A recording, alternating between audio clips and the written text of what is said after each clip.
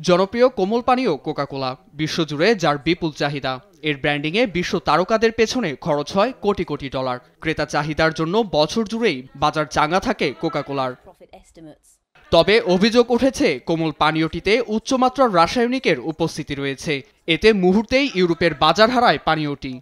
স্বাস্থ্য বিশেষজ্ঞরা জানান, গেল নভেম্বরে কোম্পানি থেকে ইউরোপের দেশগুলোতে Coke, Fanta, Minute Maid, Sprite, Tropico ব্র্যান্ডের যে চালান আসে তা পরীক্ষা করেন তারা।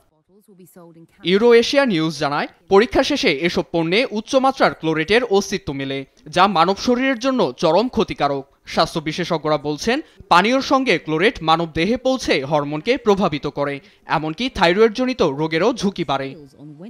এ খবরে বাজারে থাকা বেশ কিছু পণ্য প্রত্যাহারে বাধ্য হয় কোম্পানিটি। তবে দায় স্বীকার না করে পানি ও খাদ্যপণ্যে সঠিক মাত্রায় ক্লোরেট ব্যবহার জায়েজ বলেই দাবি কোম্পানিটির। অভিযোগ নিয়ে কোকা-কোলার ইউরেশীয় মুখপাত্র উৎপাদিত এসব পণ্য এর মধ্যেই বিক্রি হয়ে গেছে উল্লেখ করে এসব রাসায়নিক মানবদেহের জন্য ক্ষতিকর নয় বলেই দাবি করেন। তবে ক্ষতিকর রাসায়নিকে উৎপাদিত এসব কোমল পানীয় বাজারে আসায় তা নিয়ে চরম উদ্বিগ্ন ইউরোপের নাগরিকরা। এর মধ্যেই এসব পানি বয়কট করায় ইউরোপের বিশাল বাজার হারানোর ঝুঁকিতে কোকা-কোলা। নীরব দাস, নিউজ ডেস্ক, দেশ টিভি।